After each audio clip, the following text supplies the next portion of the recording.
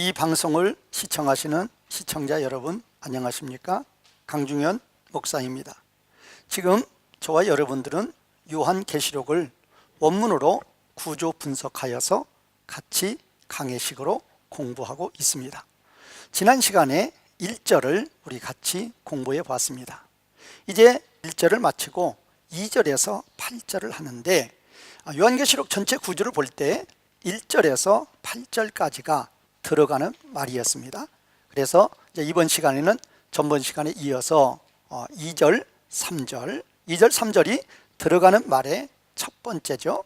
그 다음에 4절, 8절이 들어가는 말의 두 번째이니까 2절, 3절을 마치고 이제 4절에서 8절까지를 보도록 하겠습니다. 이제 먼저 2절을 한번 보겠습니다. 우리 화면에서 이 구조 분석의 문장을 통해서 이 문장이 어떤 해석이 되어야 될 것인가를 먼저 살펴보고 그 다음에 해석을 하도록 하겠습니다. 화면 보겠습니다.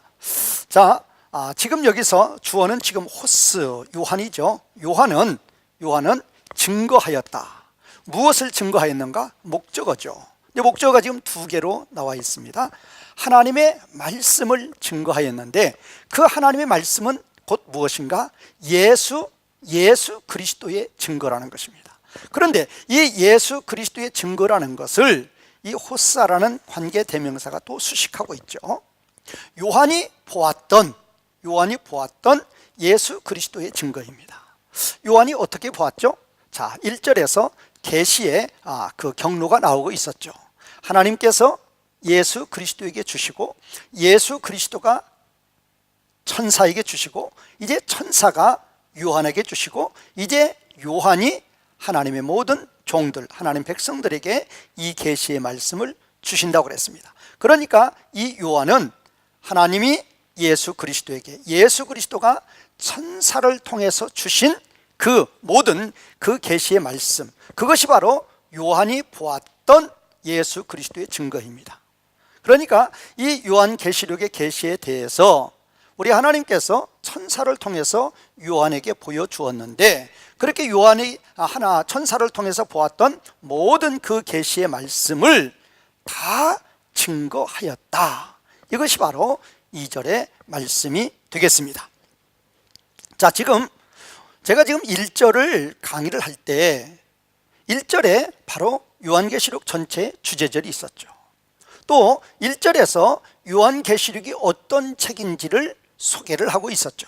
자, 요한계시록의 주제가 무엇입니까? 하나님의 나라입니다.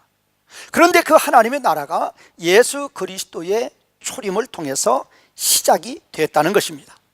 그러면 예수 그리스도의 초림을 통해서 시작된 이 하나님의 나라는 반드시 이루어져야 된다. 그리고 신속하게 이루어져야 된다. 그리고 온 우주 만물 가운데 이루어져야 되고 사탄의 세력을 심판하는데 완전히 심판해야 된다 라는 여러 가지 요한계시록의 주제에 대해서 제가 증거를 해드렸습니다.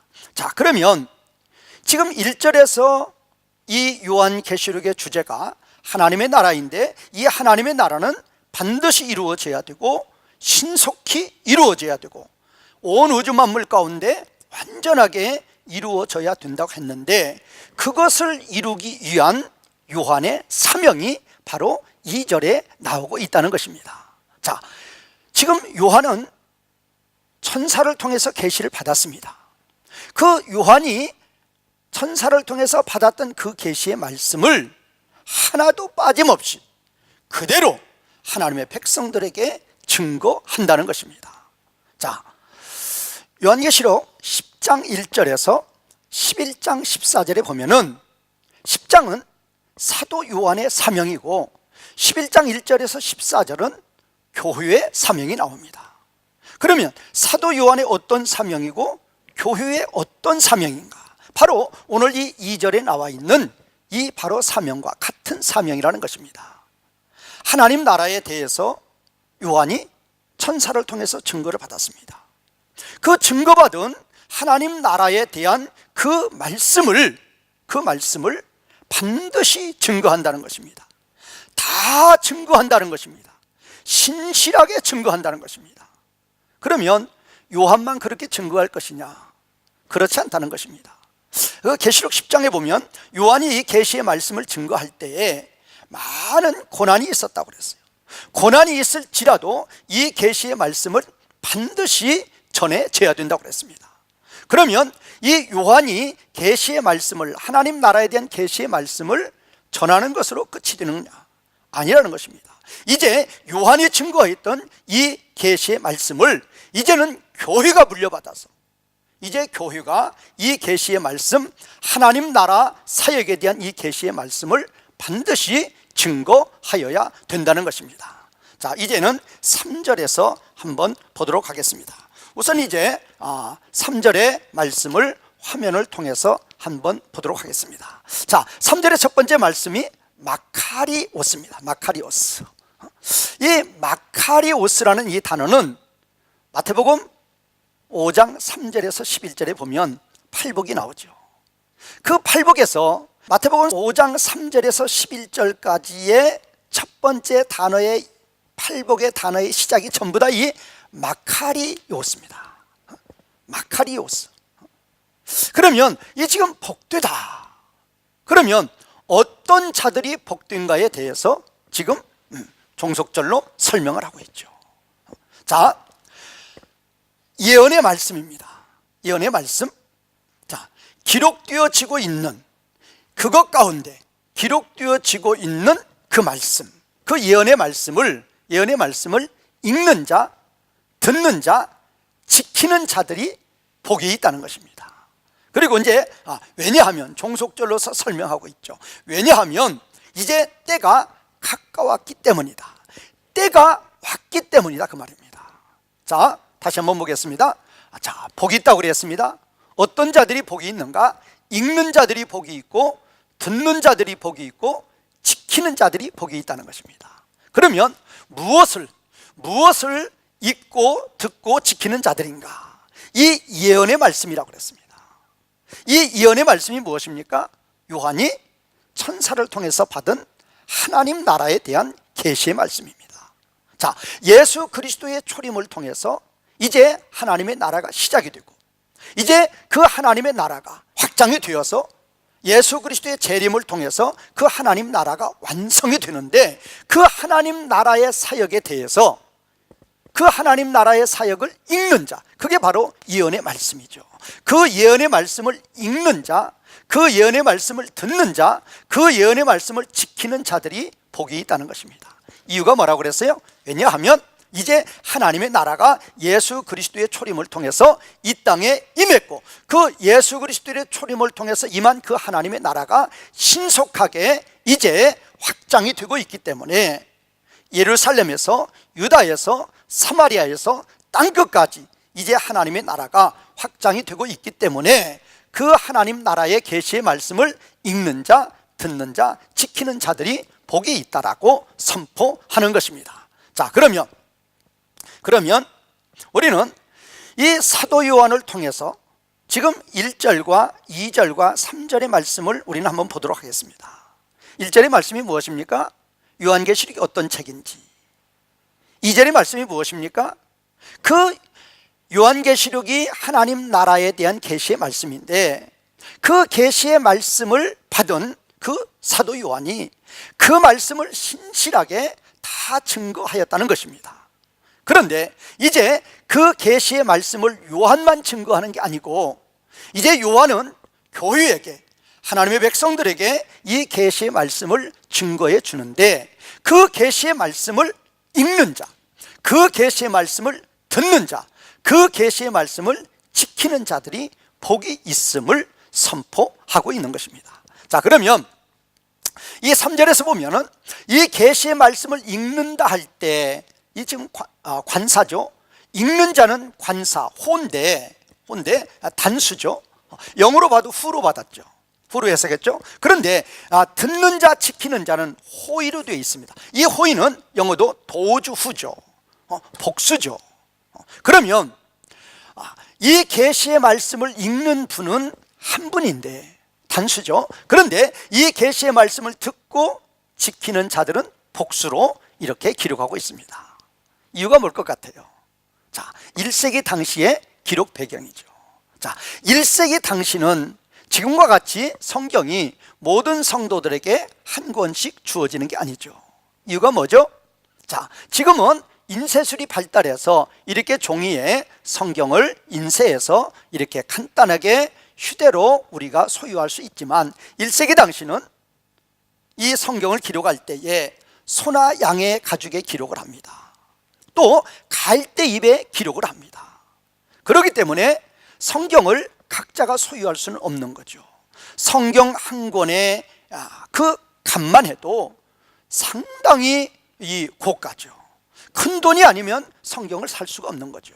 그러니까 그때 당시에 이 성경은 회당마다 교회마다 한 권 정도 있으면 많이 있는 것입니다. 그러므로 이제 성도들이 교회에 모입니다. 이제 성도들이 예배를 드립니다. 그러면 앞에서 이제 그 교회를 인도하는 이 교역자가 그 말씀을 읽어줍니다. 그러면 그 교역자가 읽어주는 그 하나님의 말씀에 대해서 이제 회중들이, 성도들이 그 말씀을 듣는 것입니다. 그래서 이제 읽는 자는 한 분이고 듣고 지키는 자는 이제 복수로 되어 있는 것입니다. 그런데 이 헬라어에서 원래 지금 듣는 자, 읽는 자도 관사가 있죠. 그러면 듣는 자, 호의로 되었죠. 그러면 지키는 자도 호의 테룬테스가 되어야 되는데 읽는 자, 듣는 자는 관사가 붙어 있는데 지키는 자는 관사가 생략되어 있습니다. 왜 생략이 되었을까요? 지금 이 요한은 듣는 자, 지키는 자가 한 사람이다 라는 것을 강조하기 위해서, 다시 말씀드리면 하나님의 말씀을 듣는 자는 곧 그 말씀을 지키는 자가 되어야 된다는 것입니다. 우리가 하나님의 말씀을 듣습니다. 그 말씀에 아멘합니다. 그 말씀에 대해서 다짐합니다. 그 말씀을 지키기로 결심합니다. 그러면 반드시 우리의 삶 가운데에서 그 말씀은 지켜져야 된다는 것입니다.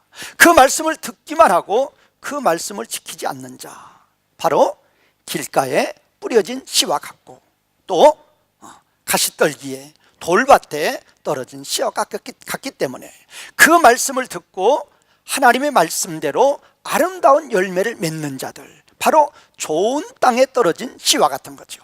자, 하나님의 말씀을 들었으면 그 말씀에 이제 은혜를 받고 그 말씀대로 삶에 적용하며 사는 자들이 되라는 것입니다. 그런데 여기서는 지금 뭐를 지금 듣는 거죠? 지금 요한계시록의 계시의 말씀을 듣는 것입니다.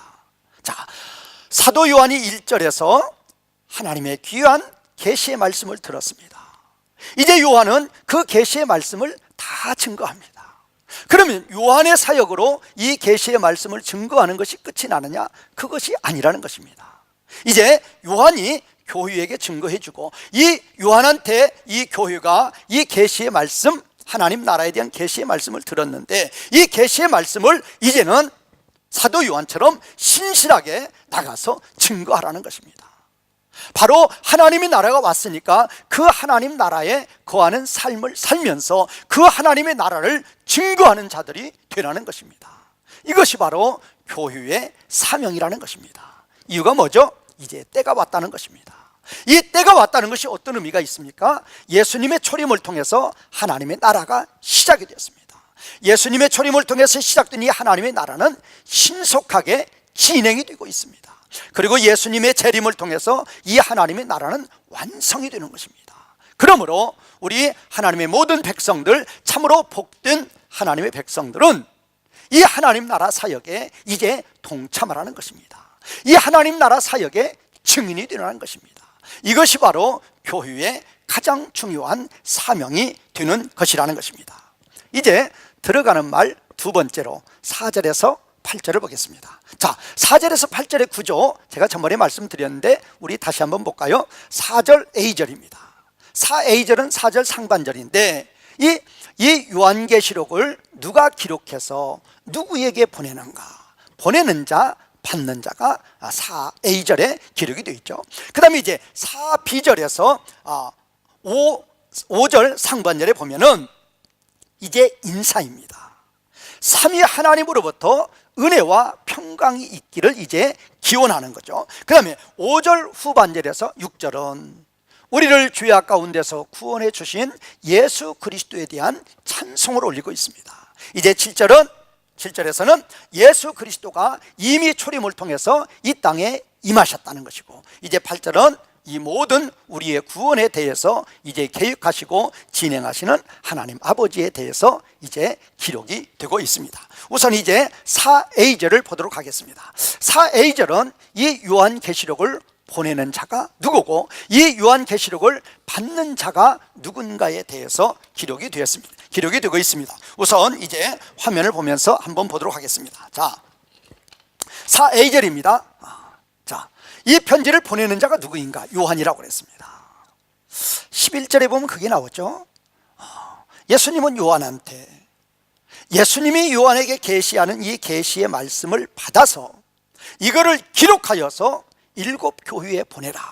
그러니까 이 요한계시록의 말씀을 기록하는 자는 요한이고, 이 요한계시록의 말씀을 기록하여서 이제 7 교회에 보낸다는 것입니다. 그러니까 이 요한은 이 계시록을 보내는 자가 되는 것이고, 이 7 교회는 이 계시록의 말씀을 받는 자들이 된다는 것입니다. 그러면 그 7 교회가 어떤 교회인가? 아시아에 있는 7 교회라고 그랬습니다. 그렇죠? 실제로 1세기에 소아시아 지방에 이 7 교회가 실제로 존재했었죠. 그런데 역사적인 면으로 보면 1세기에 존재했던 7 교회지만 영적인 의미로 보면 무엇입니까? 7이라는 수는 완전수니까 하나님의 모든 백성들, 하나님의 모든 교회들을 가르쳐서 이제 7 교회로 보는 것입니다. 그러므로 이제 사도 요한은 예수님으로부터 이 계시의 말씀을 받아가지고 하나님의 모든 교회들, 모든 하나님 백성들에게 이 계시의 말씀을 보내고 있음을 기록하고 있는 것입니다. 이제 4절 하반절에서 5절 상반절의 말씀을 보도록 하겠습니다. 자, 지금 화면이 적어서 다 나오고 있지 않지만, 자, 너희에게 은혜와 평강입니다. 이 너희라는 것은 7 교회죠. 7 교회는 모든 하나님의 백성들입니다. 자, 모든 하나님의 백성들에게 은혜와 평강으로 지금 인사를 하고 있습니다. 그런데 모든 하나님 백성들에게 임하는 그 은혜와 평강이 누구로부터 임하고 있느냐? 이 지금 헬라어로 아포인데, 아포는 영어로 프롬이죠. 누구로부터?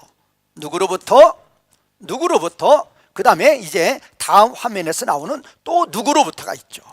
바로 누구일까요? 삼위 하나님입니다. 자, 아버지 하나님으로부터, 성령 하나님으로부터, 예수 그리스도로부터, 성자죠. 그래서 성부, 성령, 성자로부터, 삼위 하나님으로부터 모든 교회에게 은혜와 평강이 있기를 기원하는 인사입니다. 자, 바울 서신에도 이렇게 모든 서신서마다 인사가 나오는데, 바울 서신하고 이 사도 요한의 서신하고 다른 면이 뭐라고 그랬죠? 바로 바울 서신에는 이 성령 하나님이 나오지 않죠. 바로 아버지 하나님과 예수 그리스도가 나오고 있는데, 이 사도 요한은 이 성령 하나님으로부터, 삼위 하나님으로부터 은혜와 평강이 있기를 기원하는 인사를 보내고 있습니다. 자, 그러면 지금 첫 번째 보면 지금 아버지 하나님을 가르쳐서 아버지 하나님으로부터 너희에게 은혜와 평강이 있을지어다, 그렇게 말하지 않죠.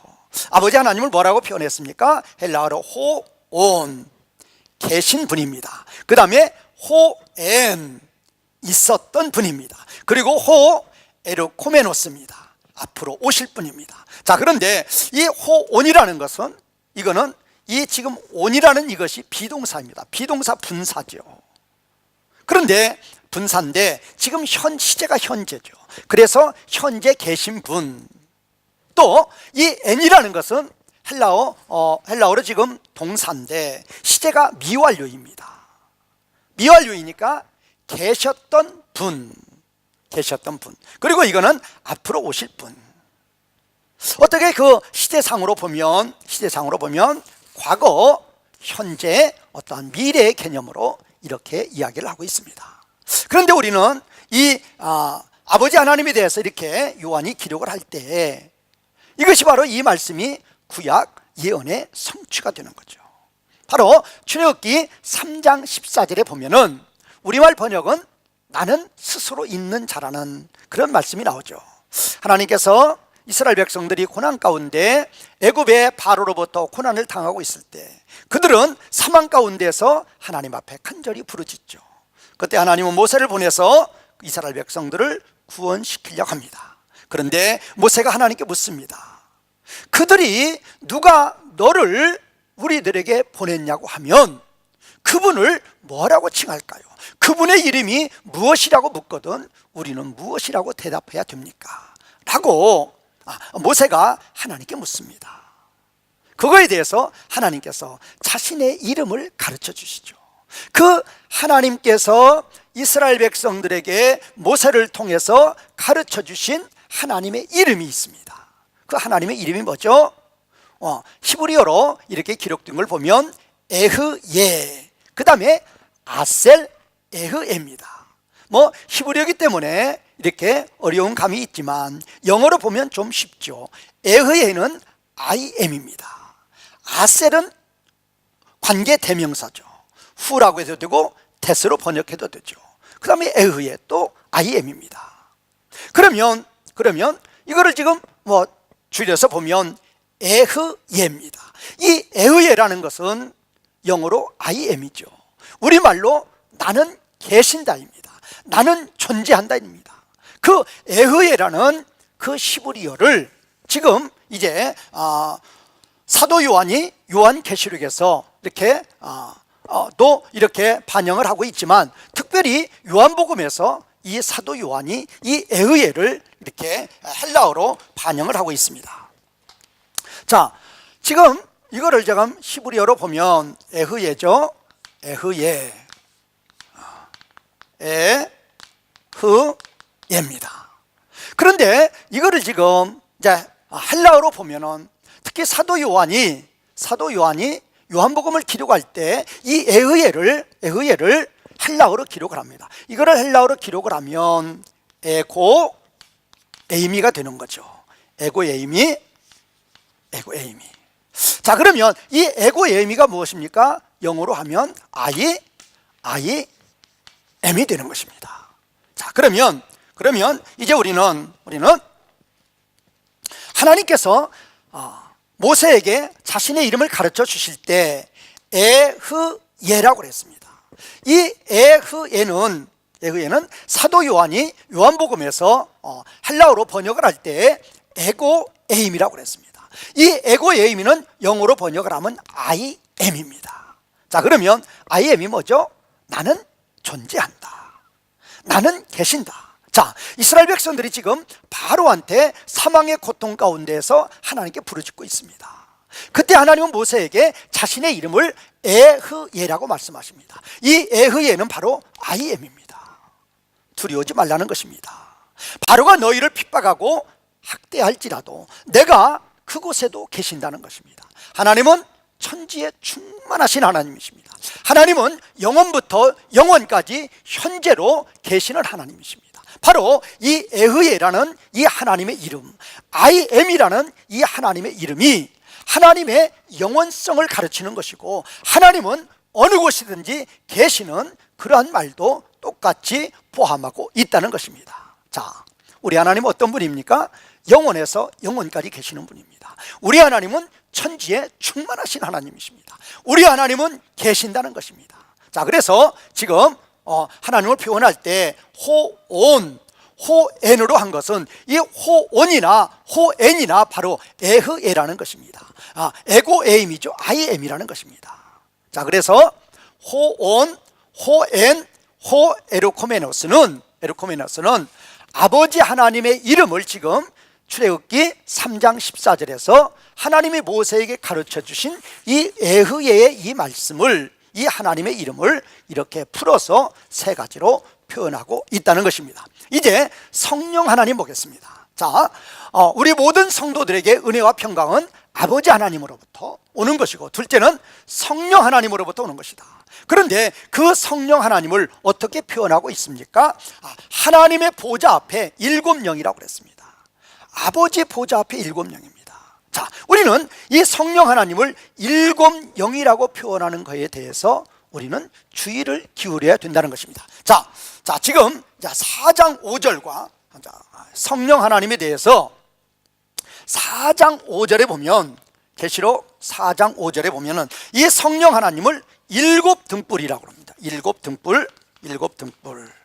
그 다음에 이제 5장 6절에서는 이 성령 하나님을 일곱 눈이라고 표현합니다. 일곱 눈. 자, 일곱 등불, 그러면 일곱 등잔이라고 하는데, 스가랴 4장 2절에서는 일곱 등잔이라고 그러죠. 뭐 같은 의미로 볼 수 있죠. 자, 지금 사도 요한이 성령 하나님을 아버지 보좌 앞에 일곱 영으로 표현하고 있는데, 그 일곱 영에 대해서, 성령 하나님에 대해서 계시록 4장 5절에서는 일곱 등불이다, 스가랴 4장 2절에서는 일곱 등잔이라고 말하고 있습니다. 그러면 이제 5장 6절에서는, 계시록 5장 6절에서는 일곱 눈이라고 말씀하고 있습니다. 자, 왜 성령 하나님을 가르쳐서 일곱 영이라고 말씀하시고, 또 일곱 등불 등잔이라고 말씀하시고, 또 일곱 눈이라고 말씀하시는 이유가 무엇입니까? 자, 스가랴 4장 6절에 보면은, 이 하나님 나라의 사역에 대해서 이제 말씀을 하실 때, 하나님 나라 사역은 사람의 힘이나 세상적인 어떠한 힘과 능력으로는 되는 것이 아니고 오로지 성령 하나님의 힘과 능력으로 이루어진다는 것입니다. 그래서 이제 스가랴 4장 10절에서는 이 성령 하나님을 가르쳐서 뭐라고 표현하고 있습니까? 온 세상에 두루 다니는 여호와의 눈이라는 것입니다. 어떤 의미입니까? 자, 예수 그리스도의 초림으로 하나님의 나라가 이 땅에 임했습니다. 그리고 이 예수 그리스도의 초림으로 하나님 나라가 시작이 되어서 예루살렘에서, 유다에서, 사마리아에서 땅끝까지 확장되어 가고 있습니다. 그리고 재림을 통해서 완성이 되는 것입니다. 완성이 된다는 의미는 이 온 땅이, 온 세상이 온전히 하나님의 통치가 임하는 것입니다. 세상 나라가 하나님의 나라가 되는 것입니다. 그 사역을 예수 그리스도께서 성령 하나님을 보내서 하신다는 것입니다. 성령 하나님을 보내서 하실 때에 일곱 눈입니다. 일곱 눈은 어떤 의미죠? 아주 밝은 완전한 눈으로 감찰하시어서 모든 것을 아시고 사역하신다는 의미입니다. 일곱 영입니다. 완전한 영입니다. 자, 일곱 등불, 일곱 등잔입니다. 자, 어디를? 온 세상을. 예수님 초림하시기 이전에는 온 세상이 어두움이었습니다. 어두움의 온 세상을 성령 하나님께서 완전한 영으로, 완전한 눈으로 완전히 온 세상을 밝게 빛으로 만드신다는 것입니다.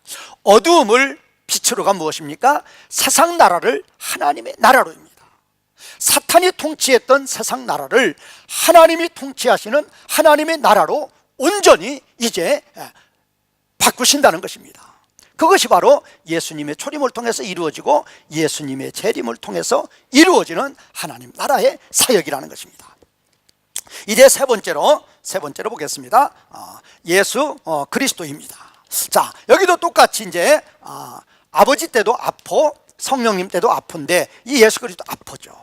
그러면 이거는 어디로부터 지금 사비절에 있는 은혜와 평강이 붙는 거죠. 자, 아버지 하나님으로부터 너희에게 은혜와 평강, 성령님으로부터 너희에게 은혜와 평강, 예수 그리스도로부터 너희에게 은혜와 평강입니다. 자, 전번 한번 다시 한번 볼까요? 자, 이 은혜와 평강을 아버지로부터 너희에게 은혜와 평강, 성령님으로부터 너희에게 은혜와 평강, 그리고 이제 예수 그리스도를 통해서 예수 그리스도로부터 은혜와 평강이라는 것입니다. 그런데 이 예수 그리스도에 대해서 지금 세 가지로 소개하고 있습니다. 첫 번째가 뭐죠? 신실한 증인이라는 것입니다. 두 번째가 뭐죠? 죽은 사람들 가운데, 사망 가운데서 처음 나신 분입니다. 그 다음에 세 번째가 뭐죠? 땅의 왕들의 통치자입니다. 자, 예수 그리스도로부터 우리에게 은혜와 평강이 임하는데, 이 예수 그리스도에 대해서 세 가지로 말씀해 주시고 계십니다. 자, 첫 번째가 뭐죠? 예수 그리스도는 신실한 증인입니다. 자, 사도 요한도 자신을 하나님 앞에서 신실한 증인이라고 그랬는데, 그 사도 요한도 이 예수 그리스도를 본받은 거죠. 자, 어떤 일에 신실한 증인입니까? 하나님 나라 사역에 대한 신실한 증인이라는 것입니다. 자, 예수님께서 이 땅에 오실 때에 왕으로 오셨습니다. 제사장으로 오셨습니다. 선지자로 오셨습니다. 하나님 나라 사역에 대해서, 하나님 나라에 대해서 증거하실 때에 신실하게 하셨다는 것입니다. 예수님이 이 땅에 사람의 몸을 입고 오셔서 십자가에서 죽으시는 그 순간까지 하나님 나라 사역을 하실 때에 예수님은 조금도 변함이 없는 신실하게 모든 일을 감당하셨다는 것입니다. 십자가를 앞에 놓고도 내 원대로, 내 뜻대로가 아니라 아버지의 원대로, 아버지의 뜻대로 되기를 간절히 기도하신 거, 바로 신실한 증인이 되는 것입니다. 두 번째 뭐죠? 이제 죽은 사람들 가운데 처음 나신 분입니다. 어떤 의미가 있습니까? 자, 예수님 위에 이제까지 사망 권세를 이기고 무덤 문을 열고 이제 죽음에서 부활하신 분은 예수 그리스도뿐입니다. 자, 이 예수 그리스도는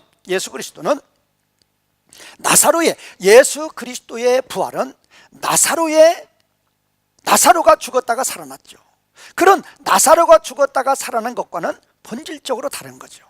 나사로는 죽었다가 살아나서도 얼마 후에 다시 죽는 것입니다. 나사로의 다시 살아남은 사망 권세를 이긴 게 아닙니다. 그러나 예수 그리스도가 죽은 사람들 가운데 처음 나셨다. 왜 처음 나셨다라는 표현을 씁니까? 사망 권세를 이기신 분으로서 처음으로 부활하신 분이라는 것입니다. 이 부활의 의미는 사망 권세를 이기셨다는 것입니다. 사망 권세 아래 있던 모든 것을 다 승리하시고 완전히 하나님의 영광 가운데 들어가신 것, 그것이 바로 죽은 사람들 가운데 처음 나신 분이라는 의미입니다. 이제 세 번째로 땅의 왕들의 통치자입니다. 땅의 왕들의 통치자는 무엇입니까? 바로 이 땅의 왕이 누구입니까? 땅의 왕이 바로 사탄입니다. 마귀입니다. 예수님이 이 땅에 오시는 목적이 무엇입니까? 사탄의 모든 무리들을 심판하시는 것입니다. 자, 예수님의 초림으로 사탄의 심판이 시작이 되었고, 어디서부터? 예루살렘에서부터. 이제 예수님의 재림을 통해서 초림에서 재림까지 몇 심판이죠? 7심판이죠. 초림에서 재림 전까지 첫 번째에서 여섯 번째 심판이 있습니다.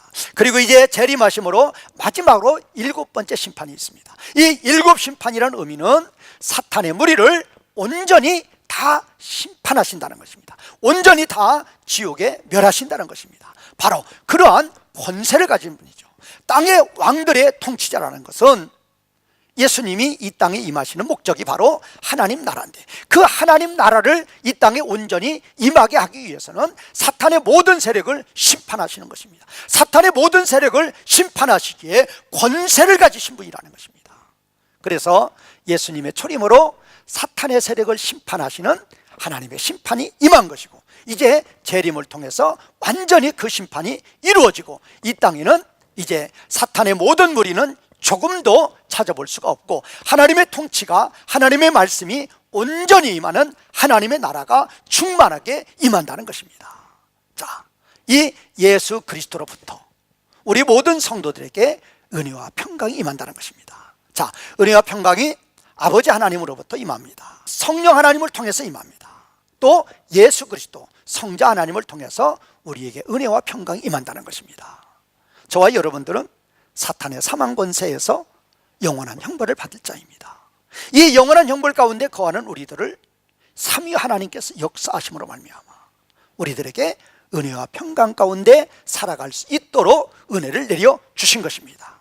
우리는 그 은혜와 그 사랑에 감사하며 오늘도 그 하나님을 찬송하며 그 하나님께 영광을 돌리시는 신앙생활을 하시기를 주님의 이름으로 축원과 부탁을 드리겠습니다. 오늘 성경 공부는 여기서 마치도록 하겠습니다. 감사합니다.